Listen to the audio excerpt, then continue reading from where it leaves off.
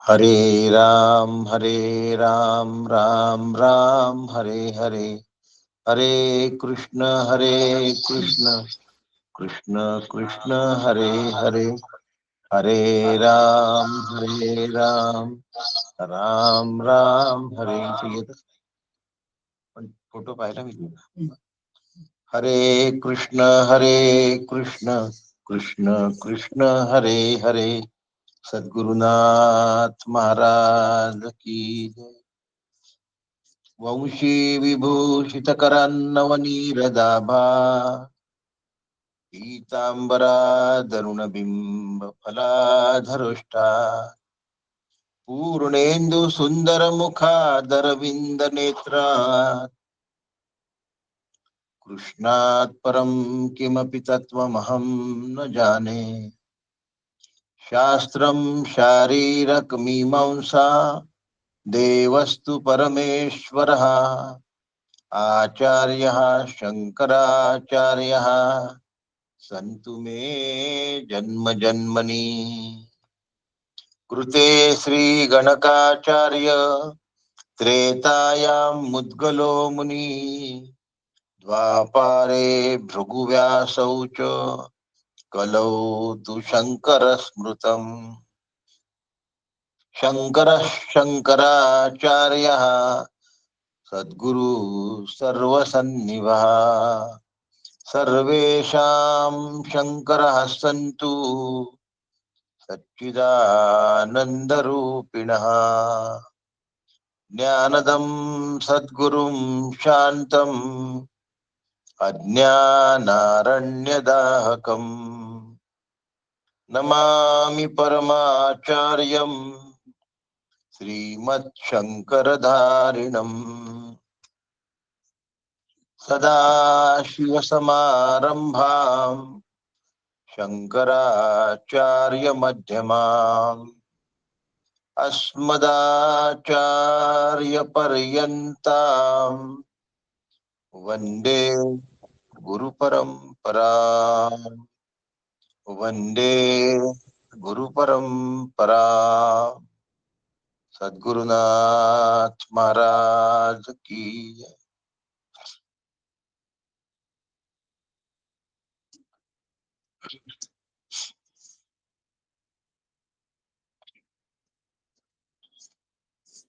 परमपूज्य सद्गुरु डॉक्टर काका यांच्या चरणी साष्टांग दंडवत घालतो. परमपूज्य मंदाताई यांना साष्टांग नमन करतो.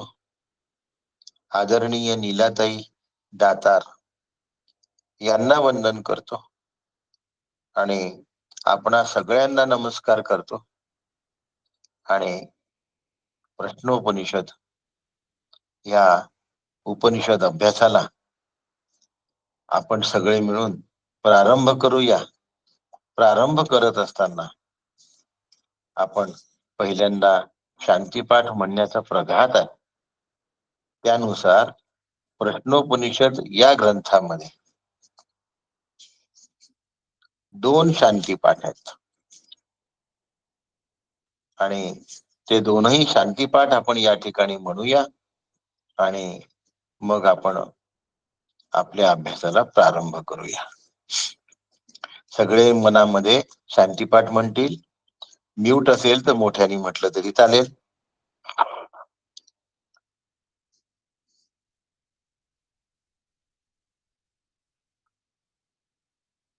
ओ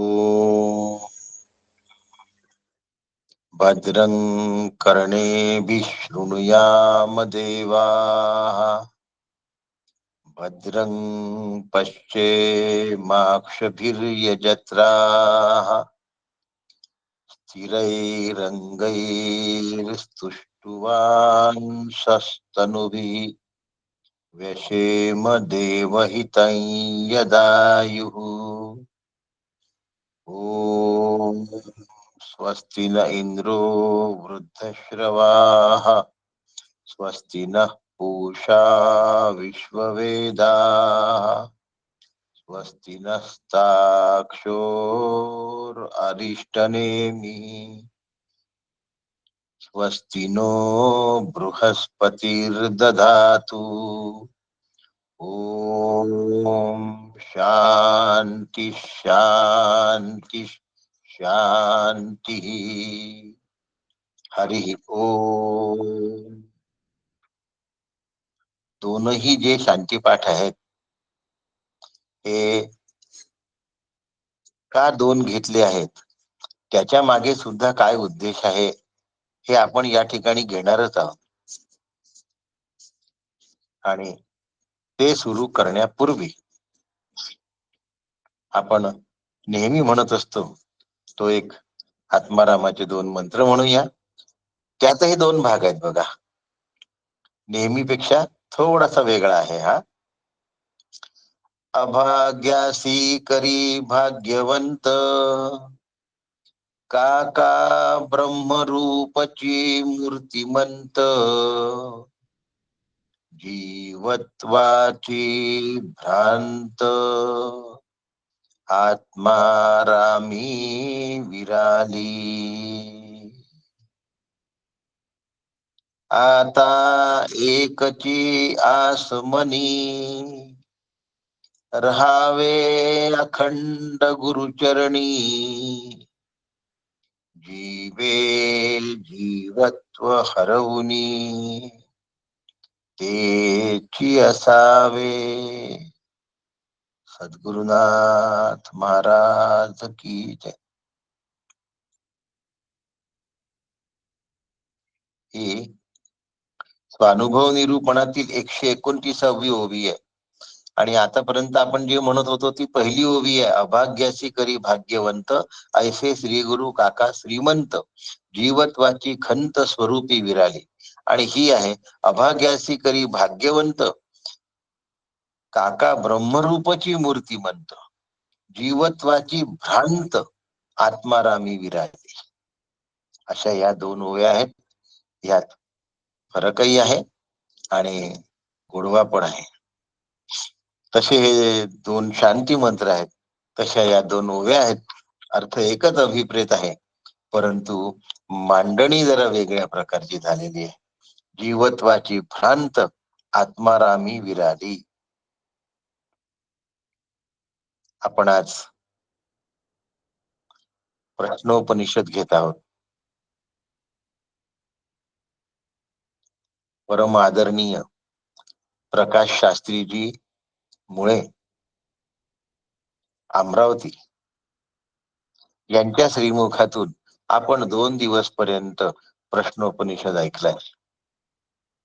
उपनिषदाचं प्रास्ताविक त्यांनी या ठिकाणी एकदम सुंदर पद्धतीने मांडलेलं आहे. असं असताना त्याच्या पुढे आता आपल्याला जायचं आहे. आणि असं जात असताना सुद्धा एक पाऊल या ठिकाणी तुमच्या समोर मी थोडं मांडतो. ज्या गोष्टी आणखीन स्पष्ट होतील त्या अशा आहेत की अथर्व वेदामधलं हे उपनिषद आहे. हे उपनिषद अथर्व वेदामधलं आहे. आता अथर्व वेदामध्ये प्रश्न मुंडक आणि मांडुक्य हे 3 मुख्य उपनिषद आहेत. आणि बाकी गौण उपनिषद आहेत. आता 32 मधून 3 काढले म्हणजे 29 राहतात. 29 गौण उपनिषद आहेत. त्यांची एकदा नावं सांगतो. अथर्व सिरस, अथर्व शिखा, बृहत जाबाल, नृसिंह तापिनी, नारद परिव्राजक, सीता, शरभू, महानारायण, रामरहस्य, रामतापिनी, शांडिल्य, परमहंस, परिव्राजक, अन्नपूर्णा, सूर्य, आत्म, पाशुपत, परब्रह्म, त्रिपुरतापिनी, देवी, भावना, ब्रह्म, गणपती, महावाक्य, गोपाल तपिनी, कृष्ण, यग्रीव, दत्तात्रेय, गरुड आणि शिव ही त्या 29 उपनिषदांची नाव आहेत. सध्या उपलब्ध असलेले 109 उपनिषद. थोडं हे का सांगतो आहे, काही नवीन लोक जॉईन झाले आहेत. सज्जन गडानंतरही काही नवीन लोक जॉईन झाले आहेत आणि आता सुद्धा यवतमाळातले काही नवीन लोक या ठिकाणी जॉईन झाले आणि त्यांना थोडासा मागचा भाग पण माहिती असला पाहिजे. तरीही ज्यांनी आधी ऐकलं आहे ते हे नक्की विसरले असतील, कारण एवढे नावं लक्षात राहत नाही. आणि म्हणून वेदांचे 4 प्रकार: ऋग्वेद, यजुर्वेद, सामवेद आणि अथर्ववेद. यातला ऋग्वेद हा जो भाग आहे हा जगन्नाथपुरी गोवर्धन मठाकडे आद्य शंकराचार्यांनी सोपवलेला आहे.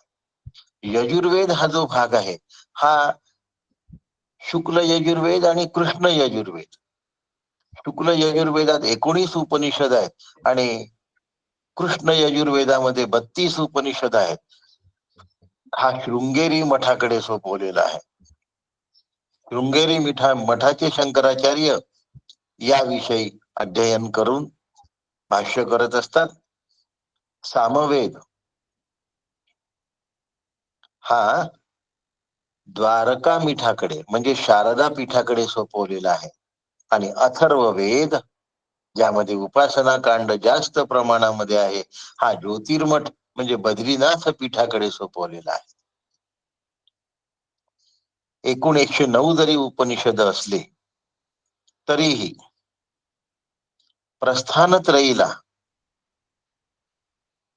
10 उपनिषद जोडल्या जातात आणि ते जे 10 उपनिषद आहेत त्या 10 उपनिषदांनी 4 महावाक्यांना धरून घेतलेलं आहे.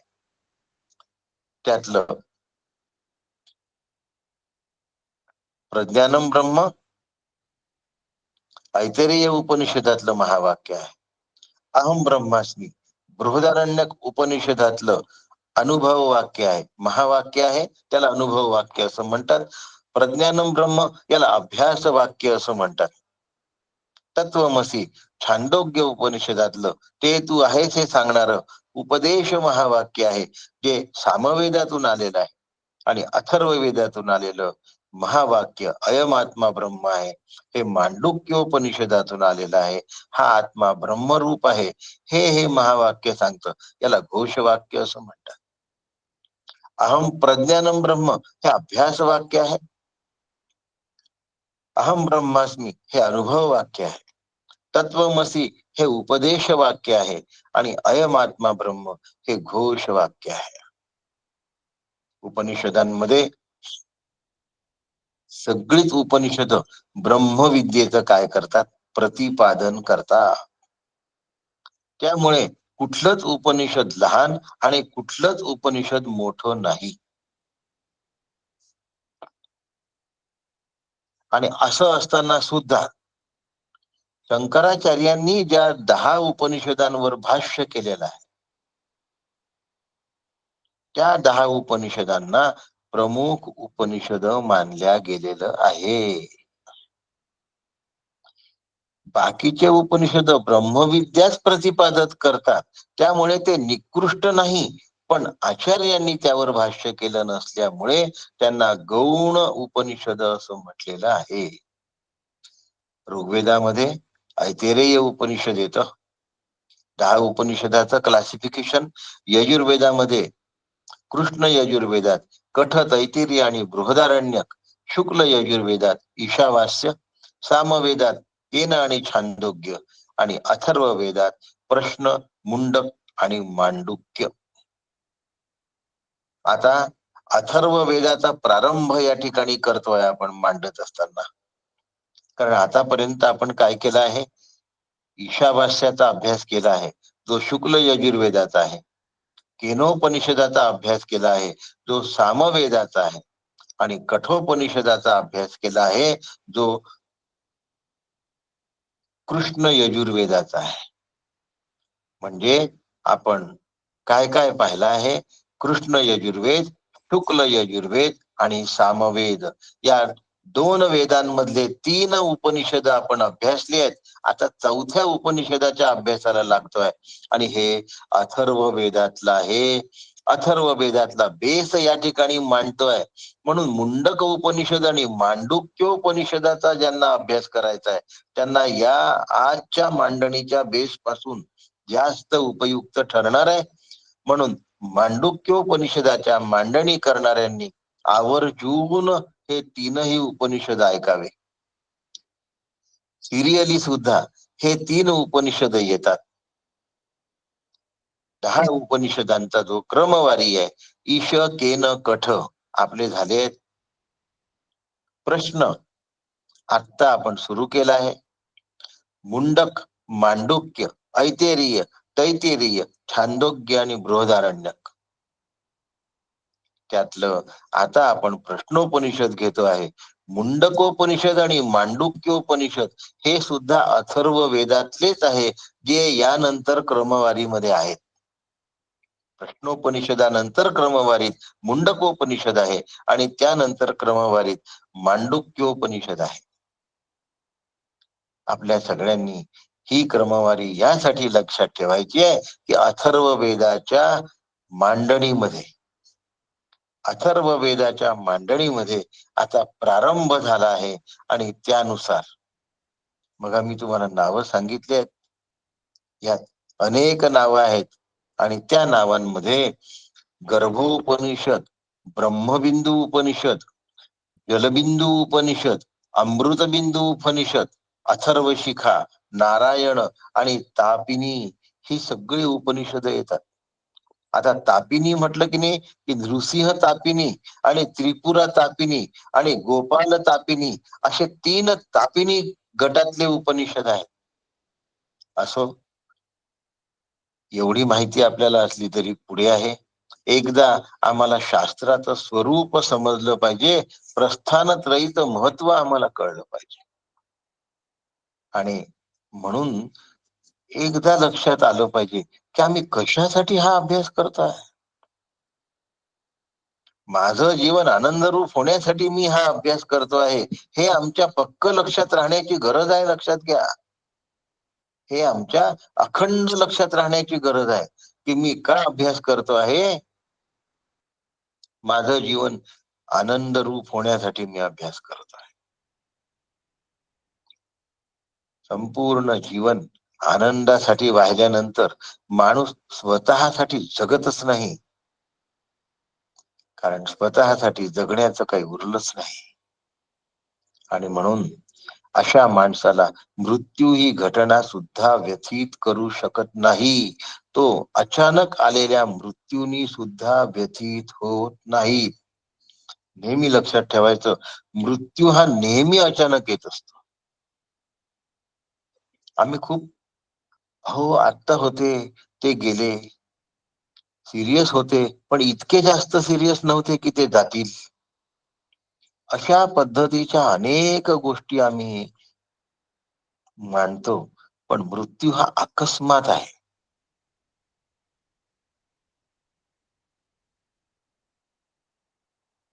एकदम काय होऊन जातो, क्लिक होऊन जातो की मृत्यू झाला,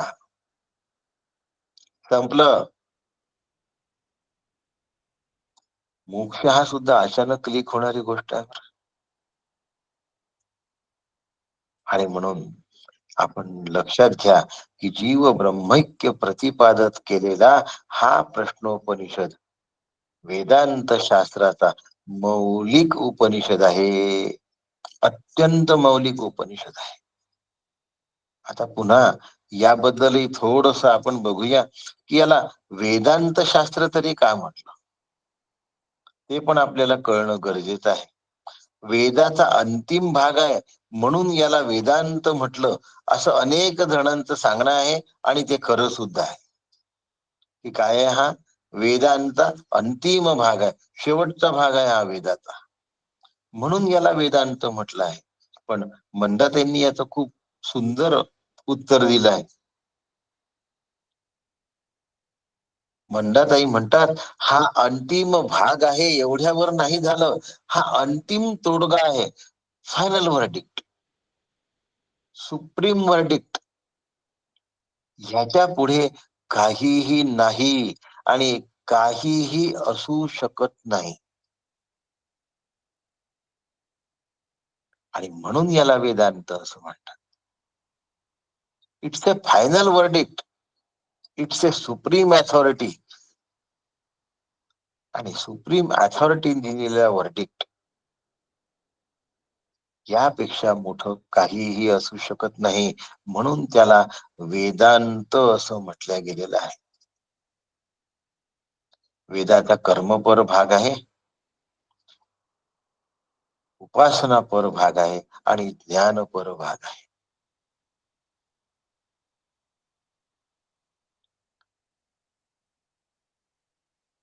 1,00,000 मंत्रांचा जर आपण वेद आहे असं गृहीत धरलं तर 80,000 मंत्र कर्मपर आहेत, 16,000 मंत्र उपासनापर आहेत आणि 4,000 मंत्र ज्ञानपर आहेत. त्या 4,000 मंत्रातलं प्रश्नोपनिषद हे एक उपनिषद आहे. म्हणून आम्हाला कळलं पाहिजे शास्त्राचं स्वरूप काय आहे, प्रस्थानत्रयीचं अनुसरण कशासाठी करायचं. आणि म्हणून माझ्या मनात आलेला प्रश्न या ठिकाणी मी पहिल्यांदा मांडतो की प्रश्नोपनिषदाचा अभ्यास कशासाठी करायचा. मी किंवा आम्ही प्रश्नोपनिषदाचा अभ्यास का म्हणून करायचा.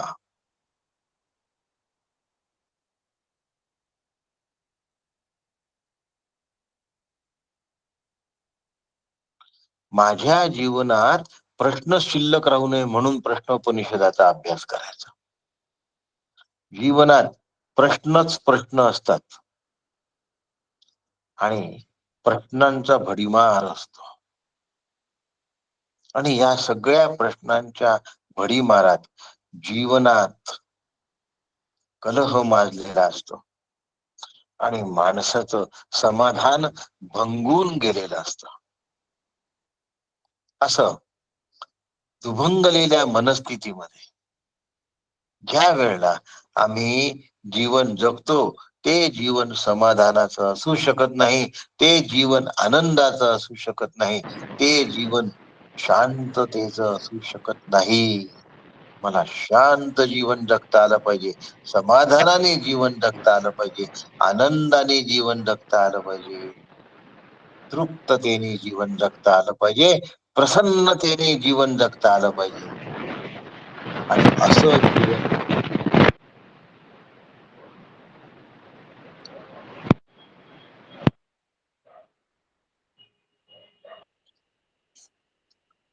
असं जीवन जगत असताना मी काय केलं की मला जमणार आहे असं जीवन जगणं. बघा, अनम्यूट झाल्याबरोबर लिंक तुटते बरं. मी काय केलं म्हणजे मला असं जीवन जगता येईल. आणि असे जेव्हा प्रश्न पडतात त्या प्रश्नांची उत्तर प्रश्नोपनिषदामध्ये आहेत. प्रश्नोपनिषद हे गद्यात्मक आहे, बाकी सगळी उपनिषद पद्यात्मक असतील, पण प्रश्नोपनिषद हे गद्यात्मक आहे. आणि या उपनिषदांमध्ये पुन्हा एक गोष्ट आहे ती अशी की जे प्रश्न माझ्या मनात कधी उद्भवणार नाही अशा प्रकारचे प्रश्न सुद्धा या ठिकाणी विचारून ठेवलेले आहे. आणि म्हणून प्रश्नोपनिषद मोलाचं उपनिषद आहे.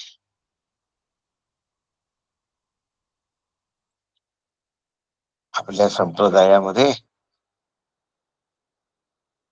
प्रश्नोत्तर रूपी संवाद याला सर्वाधिक भर दिलेला आहे. प्रश्नोत्तर रूपी संवाद नवीन माणसाला समजेल या पद्धतीने मी मांडणी करतो आहे आणि करणार आहे. आज जॉईन झाले असाल तरी तुम्हाला कळणार आहे. फक्त ऐकण्याचं सातत्य राहिलं पाहिजे. आणि नीलाताई दातार सांगतात त्या शांतीपाठापासून असले पाहिजे. मनामध्ये उठणारे संसाराचे आणि प्रपंचाचे काहूर सेटल होण्यासाठी आधीच पठण ऐकणं गरजेचं आहे. म्हणून मला उपनिषद समजलंही पाहिजे आणि मी अगदी माझ्या फुरसतीने ऐकील आणि फुरसतीने येईल, चालता फिरता ऐकीन, काम करता करता ऐकीन, ते आतमध्ये सेट होत नाही. ऐकल्यासारखं होतं त्याला टिकमार्क ऐकणं असं म्हणतात. काही जण फिरता फिरता सुद्धा ऐकतात. न ऐकण्यापेक्षा ऐकलेलं बरं, पण त्याचा उपयोग नसतो.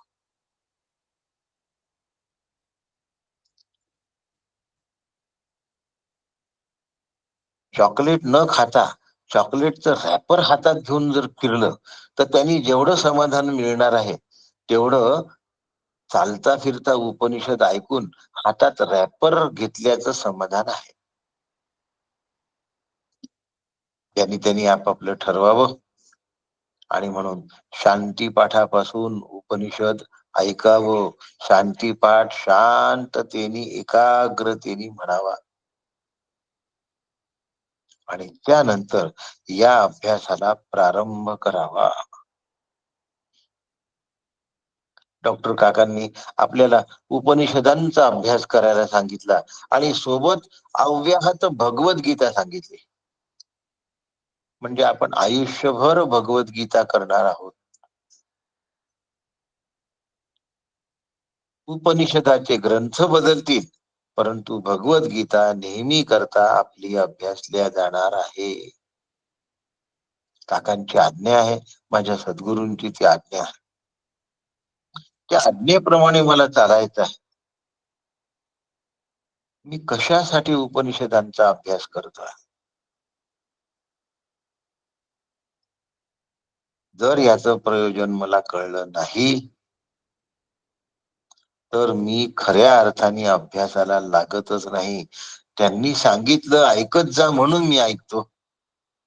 कोणी सांगतं म्हणून आपण ऐकणं हा काही ऐकण्यातला खरा उद्देश नाही आहे. ह्याला काही ऐकणं म्हणत नाही. कोणी कोणी सांगितलं बा आणि म्हणून आम्ही उपनिषद ऐकत आहे, हे काही योग्य नाही आहे. आणि म्हणून उपनिषद का ऐकायचं हे आमचं आम्हाला कळून घेतलं पाहिजे की आम्ही हे का ऐकतोय. आमच्या ऐकण्यामधला मुख्य उद्देश काय आहे तो आमच्या लक्षात आला पाहिजे. आणि तो लक्षात येण्यासाठी प्रयोजन मनुद्देश्य मंदोपी न प्रवर्तते. प्रयोजनाशिवाय मंद बुद्धीचा माणूस सुद्धा कर्म करत नाही, कोणत्याही गोष्टीमध्ये प्रवृत्त होत नाही. अन्य सर्व लोक उपनिषद शिकतात म्हणून आपणही शिकावं, आपणही ऐकावं हा काही खरा उद्देश नाही. मग आपण का बरं याचा अभ्यास करतोय? आणि म्हणून अनुबंध चतुष्टय असं म्हणतात. अधिकारी, विषय, संबंध, प्रयोजन. अधिकारी, विषय, संबंध आणि प्रयोजन या चार गोष्टी कळल्या पाहिजे. आणि मग त्यातून काय साधन सांगितलं आहे. साधनम विना साध्यम न सिद्ध्यति. साधनाशिवाय साध्य होत नाही. या न्यायाने आत्मज्ञानाची इच्छा आहे त्यासाठी कोणतं साधन आहे? उपनिषद हे साधन आहे. वेदांतो नाम उपनिषद प्रमाण. आता साधनाची गरज काय आहे हो?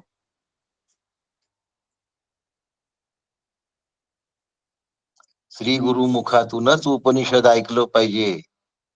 श्री गुरूंकडूनच उपनिषद शिकलं पाहिजे.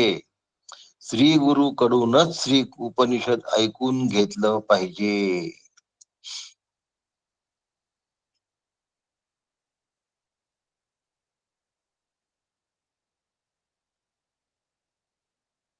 आमचा तर गुरुभाव आहे. मग आम्ही तुम्हाला गुरुच मानतो, मानून होत नाही.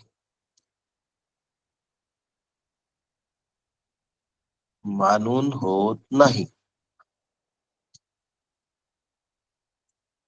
मानलं म्हणजे आम्ही तुम्हाला मुलगा मानतो, इस्टेटीतला अर्धा भाग देतो का हो? नाही. ते त्याला घेता येतो का, क्लेम करता येतो का, नाही करता येत. दोनही कडे नाही जमत. त्याला दत्तक घ्यावं लागतं. दत्तक घेतल्यानंतर मग तो वाटेकरी होतो अर्ध्या भागाचा.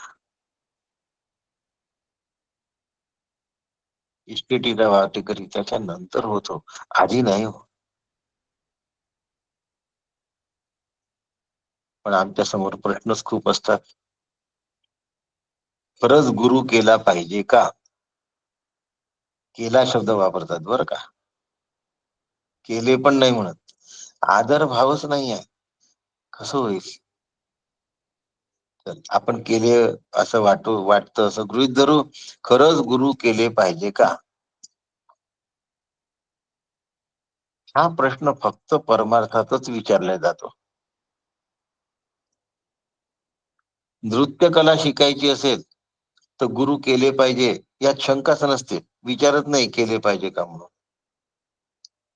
शिक्षण घ्यायचं असेल तर गुरु केले पाहिजे का, नाही विचारत. पीएचडी करायचं असेल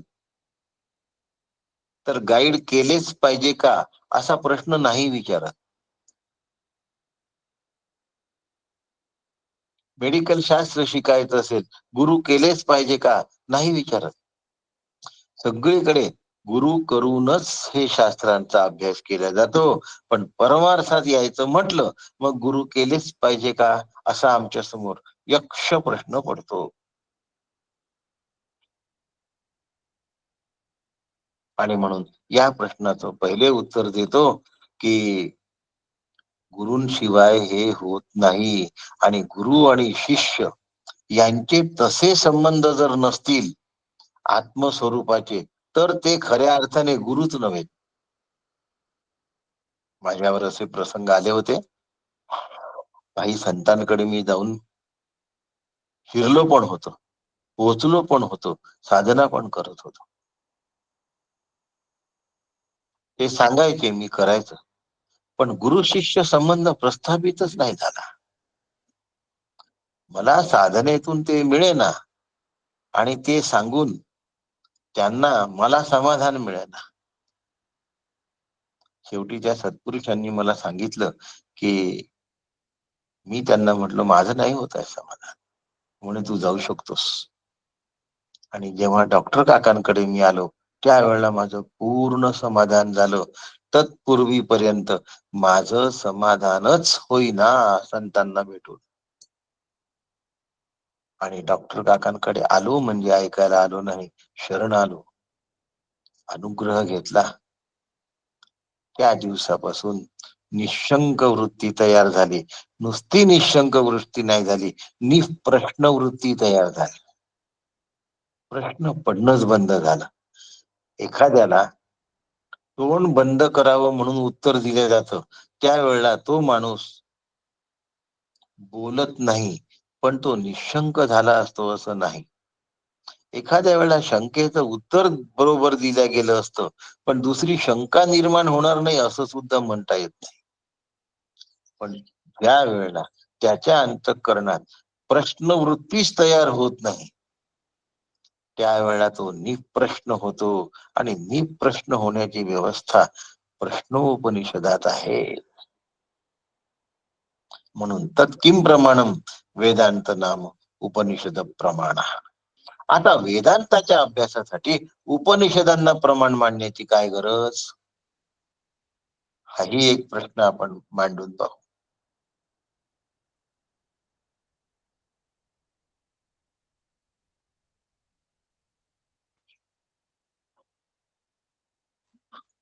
मला माझ्या कपाळाला कुंकू लावायचं आहे, मग मी भिंतीसमोर तोंड करतो का हो? डायनिंग टेबल समोर तोंड करतो का हो? अलमारी समोर तोंड करतो का हो? नाही, मी आरशा समोर चेहरा करतो. म्हणजे आरसा पृथ्वी तत्व आहे, डायनिंग टेबल पृथ्वी तत्व आहे, भिंत पृथ्वी तत्व आहे, पण त्यातलं शुद्ध पृथ्वी तत्व आरसा आहे. म्हणून आरशा समोर चेहरा नेल्यानंतर मग मी माझ्या चेहऱ्याला कुंकू लावू शकतो.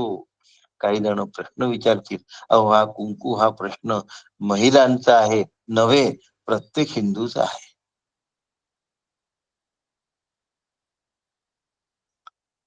भूमध्याच्या मध्ये कुंकू लावायचं असतं, पुरुष असो वा स्त्री असो. त्या ठिकाणी आज्ञाचक्र आहे, त्याला स्पर्श करायचा असतो. आज्ञाचक्राच्या स्थानाला स्पर्श करणे हा कुंकू लावण्याच्या मागचा महत्वाचा उद्देश आहे. आम्हाला दिसायलाच फक्त कुंकू लावण्याची प्रक्रिया दिसते, त्या प्रक्रियेच्या मागे केवढं गूढ दडलाय हे आम्हाला माहिती नसल्यामुळे मग कुंकू लावणं ही फॅशन होते. मग त्याच्या जागा बदलतात, त्याच्या टिकल्या येतात आणि काय काय काय. तो माझा विषय नाही. का आपण कुंकू लावतो, कुठे आपण कुंकू लावतो हे आपल्याला कळलं पाहिजे. आणि आपला विषय आरशासमोर कुंकू लावणे असा आहे. आरशासमोरच जातो, डायनिंग टेबलवर बसत नाही, भिंती समोर जात नाही, लाकडाच्या अलमारी समोर जात नाही. आपण आरशा पुढे जाऊन कुंकू लावतो, तेव्हा ते नीट लागलं आहे की नाही, भ्रूमध्यात लागलं आहे की नाही, आणि भस्काभर न लागता योग्य लागला आहे की नाही हे आपल्याला कळतो. का? आपण स्वतःचा चेहरा स्वतः पाहू शकत नाही, म्हणून आरशाची मदत घ्यावी लागते. तस ज्ञान स्वतः घेऊ शकत नाही, कारण ते अतिसूक्ष्म आहे, म्हणून सद्गुरूंची मदत घ्यावी लागते. आणि त्या मदतीसाठी ती मिळेपर्यंत उपनिषदाची मदत घ्यावी लागते. तेव्हा मी माझा चेहरा पाहू शकतो. म्हणून उपनिषद हा आरसा आहे. आपण जसे आहोत तसे आपल्याला दिसणं हे आरशाचं काम आहे. व्यावहारिक आरशामध्ये उजवा हात वर केला तर डावा हात दिसेल,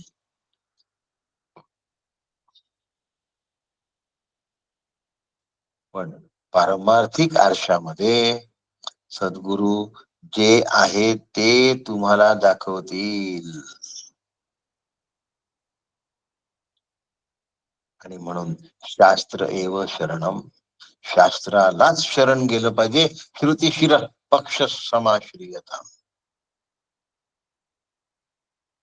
आत्मा हा बुद्धीचा सुद्धा विषय नाही. यो बुद्धे परत असतो सहा. सहा म्हणजे आत्म्याचं स्वरूप बुद्धीच्याही पलीकडे आहे.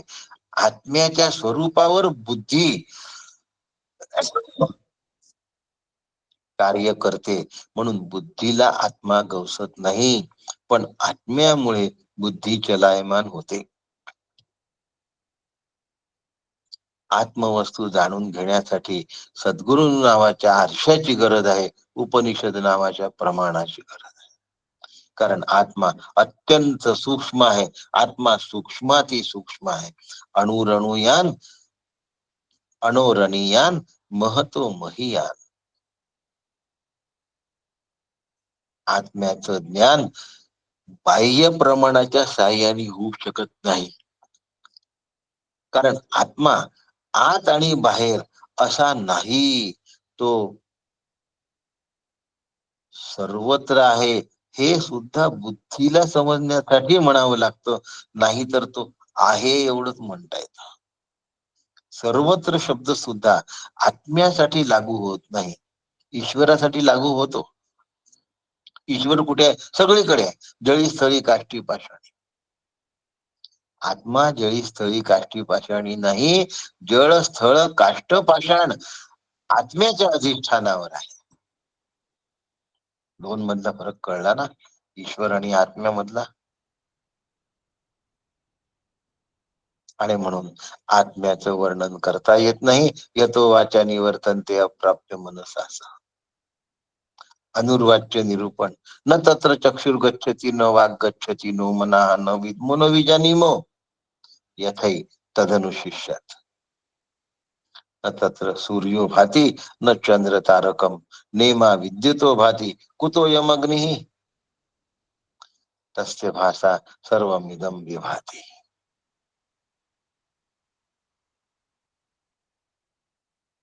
आत्ताच कठोपनिषदात या मंत्रांचा आपण अभ्यास केला आहे. मग आता या अज्ञात आत्म्याचं ज्ञान कसं होणार? उपनिषद प्रमाण. वेदांत हेच प्रमाणभूत शास्त्र आहे. आणि म्हणून उपनिषदांच्या मंत्रांच्या माध्यमातून आत्म्याचं ज्ञान होणार आहे. म्हणजे अविद्येचा नाश होणार आहे. आणि आत्म्याचं ज्ञान गुरु कृपेने होतं हे लक्षात ठेवा. म्हणून उपनिषदात प्रतिपादित केलेली जी विद्या आहे ती ब्रह्मविद्या आहे, ती परोक्ष विद्या आहे.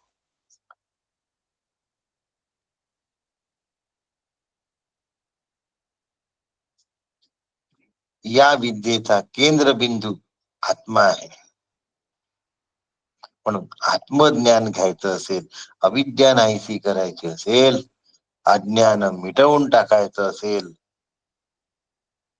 तर अन्य ग्रंथांचं वाचन बंद केलं पाहिजे. अन्य सिरियल्स बंद केल्या पाहिजे. वर्तमानपत्र बंद केली पाहिजे. गाव गप्पा बंद केल्या पाहिजे. फालतू आणि नको त्या चर्चा थांबवल्या पाहिजेत. टीव्हीवर रोज संध्याकाळी 6 वाजता चर्चासत्र असतात 1 तासाचे. सगळ्या पक्षांचे लोक एकत्र येतात आणि मग तासभर चर्चा असते एका मुद्द्यावर. हा त्याला खोडतो, तो त्याला खोडतो, तो त्याला खोडतो, शेवटचा पहिल्याला खोडतो. आणि हे सगळे खोडकर पुन्हा दुसऱ्या दिवशी सकाळी चर्चेला संध्याकाळी चर्चेला हजरच असतात. अशा अखंड चर्चा करणे हा परमार्थाचा उद्देश नाही.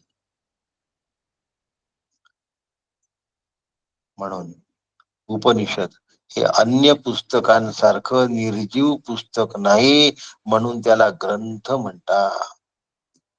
उपनिषदामध्ये शब्द नाहीत. उपनिषदामध्ये विद्या आहे. उपनिषदामध्ये ज्ञान आहे. विद्येचं अवगाहन केल्याने ज्ञान प्राप्ती होते.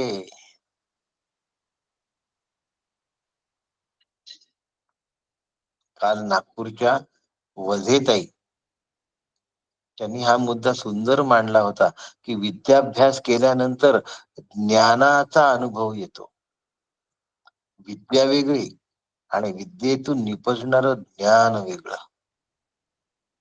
विद्या ही ज्ञानासाठी आहे आणि ज्ञान हे ज्ञानरूपतेसाठी आहे. तेव्हा मी प्रश्न होणार आहे. प्रश्नोपनिषद ह्या उपनिषदामध्ये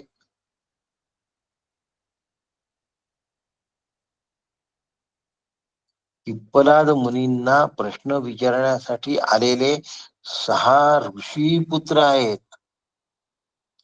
पोटाने 5च दाखवल्या बरं का, हे 6वं. 6 ऋषी पुत्र आहेत. आणि या 6 ऋषी पुत्रांना कमी ज्ञान नव्हतं.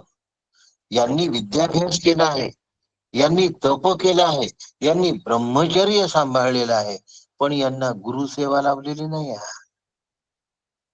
म्हणून हे श्री गुरूंकडे आले. याचं कारण असं आहे की विद्याभ्यास केला, तपाचरण केलं, ब्रह्मचर्याचं पालनही केलं. एवढं सगळं केल्यानंतर सुद्धा यांना झालेलं जे अपरब्रह्माचं ज्ञान आहे ते त्यांना परब्रह्माच्या उपलब्धीकडे घेऊन जाऊ शकलेलं नाही.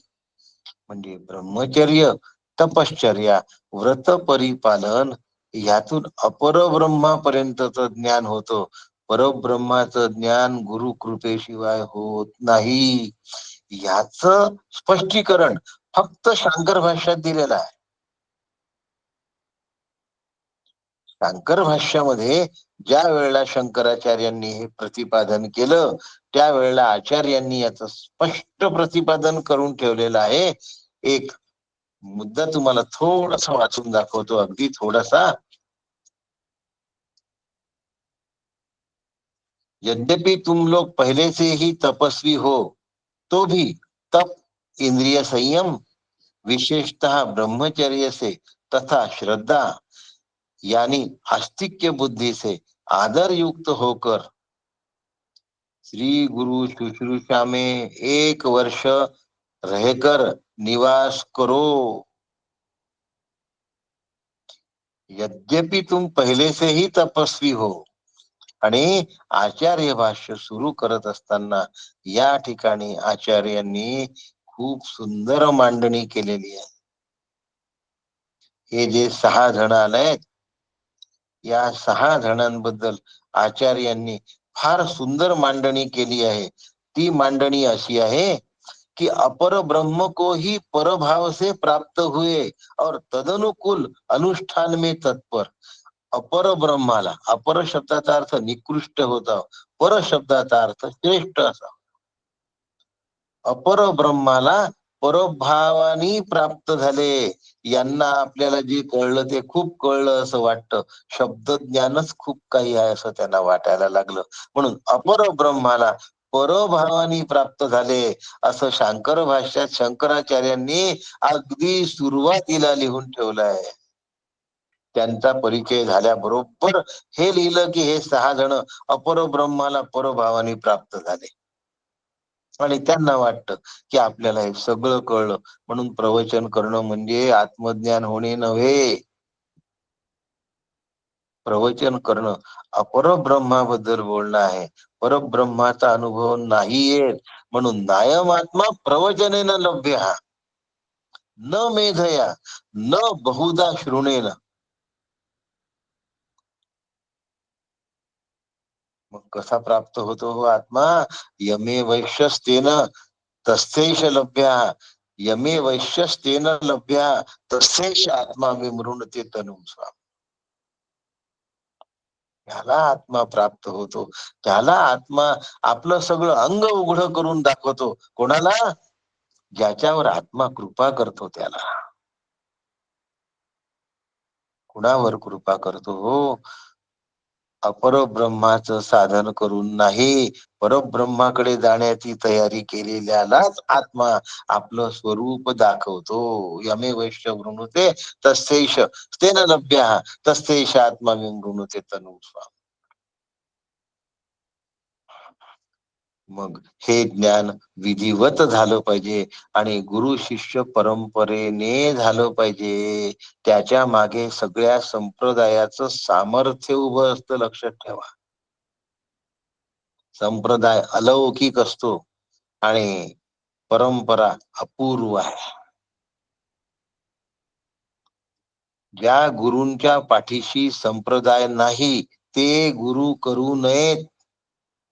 असे अचानक टीव्ही मध्ये उगवतात, त्यांच्या मागे संप्रदाय नसतो, परंपराही नसते.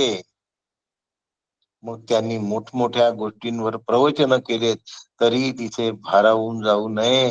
संप्रदाय आणि परंपरा आहे का बघावं. निवृत्ती ज्ञानदेव सोपान मुक्ताबाई, एकनाथ नामदेव तुकाराम रामदास, परंपरा आहे, संप्रदाय आहे. आणि जर मी शास्त्राध्ययन करत असेल यामध्ये माझं स्वतःच कर्तृत्व नाही, माझं भाग्य आहे.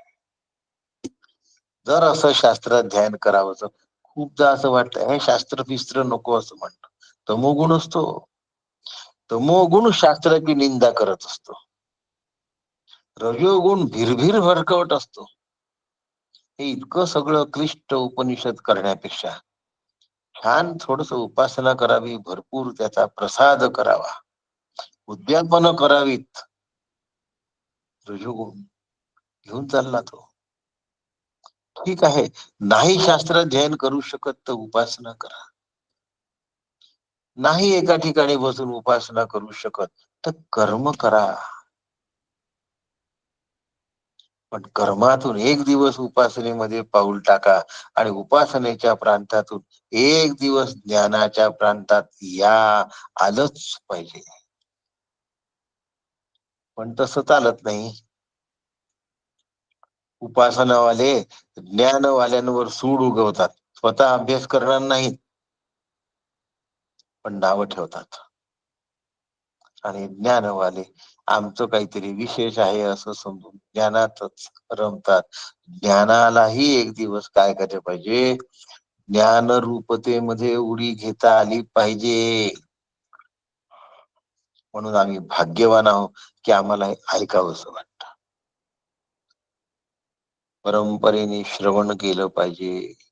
श्रवणायापी बहुधीर यो न लभ्य, असं उपनिषदाचं श्रवण करणं सुद्धा भाग्याचं लक्षण आहे. आणि असं भाग्य सुद्धा फार फार फार भाग्याने मिळतं. एकदम शंकराचार्यांनी उपनिषदाच्या भाष्याला प्रारंभ नाही केला. आधी संबंध भाष्य सांगितलं आहे, शांतीपाठ झाले आहे, संबंध भाष्य झालाय, आणि मग उपनिषद भाष्य झालाय. का बरं असं थांबवून घेतलं? याचं कारण उपनिषद म्हणजे काय, इथून सगळी माहिती आचार्यांनी त्यांच्या भाष्यामध्ये दिली आहे.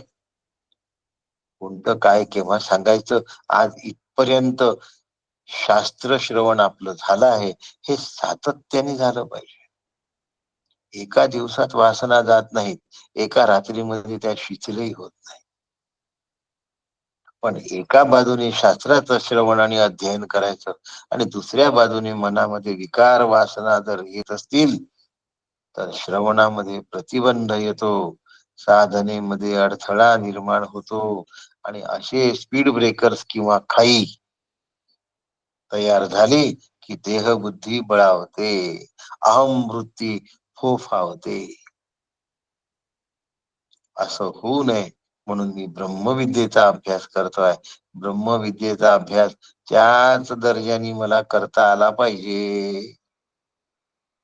उपनिषदाचा अभ्यास करतोय. छाती फुगवण्याची गोष्ट नाही, आनंद रूप होण्याची गोष्ट आहे, प्रसन्न रूप होण्याची गोष्ट आहे. आता हा अभ्यास आणखीन मी त्याच्यात काय केलं पाहिजे, कसा केला पाहिजे, ह्याबद्दल मला आणखीन काही सांगायचं आहे. उपनिषदाच्या अभ्यासाने ज्ञान होत नाही, लक्षात ठेवा. जे ज्ञान झालं त्याने ज्ञानरूपता येते. म्हणून उपनिषद ही अभ्यासातली सर्वश्रेष्ठ विद्या आहे. ती ज्ञान झाल्याने समाधान मानू नका, ज्ञान रूपता होईपर्यंत पिच्छा पुरवा. प्रत्यक्ष अवगमम धर्म सुसुखम कर्तुम अव्यय. आणि म्हणून ही गूढ विद्या आहे, राजविद्या आहे, आणि राजगुह्य पण आहे. पण त्याचा परिणाम आनंदाचे डोही आनंद तरंग असा व्हावा, मी धन्य झालो असा व्हावा. वेदांचा अभ्यास करायचा आहे तर वेदैश्च सर्वे अहमेव वेद्या, वेद्य मी आहे, लक्षात ठेवा. मी आहे म्हणजे माझं स्वरूप आहे वेद्य. वेदांचा अभ्यास वेद्य जाणून घेण्यासाठी करायचा आहे. वेदांत वेद्य यज्ञेश, राम वेदांतातलं वेद्य आहे. पुराण पुरुषोत्तम, पुराणातला पुरातन आहे, उत्तम पुरुष आहे.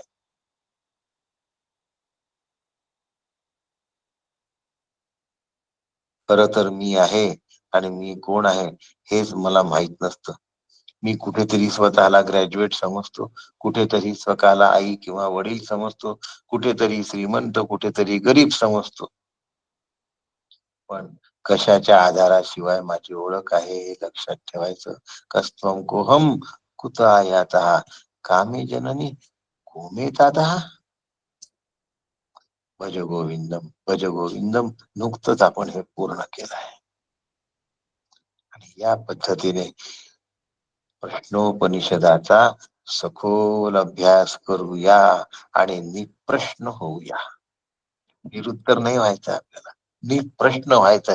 जीवनात पुन्हा प्रश्नच निर्माण होणार नाही अशी व्यवस्था मला माझ्या जीवनाची करून घ्यायची. आणि म्हणून आत्म्याचं स्वरूप जाणून घ्यायचंय. आत्मा अरे वा द्रष्टव्य, श्रोतव्य, मंतव्य, निधिध्यासितव्य. पहिले द्रष्टव्य म्हटलं आहे. पहिले आत्मानुभव घ्या.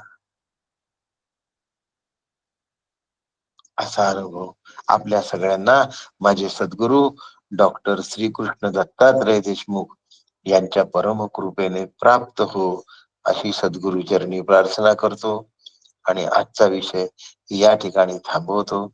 राम कृष्ण हरी. रामकृष्ण हरी काका. रामकृष्ण हरी काका. रामकृष्ण हरी माऊली. रामकृष्ण हरी.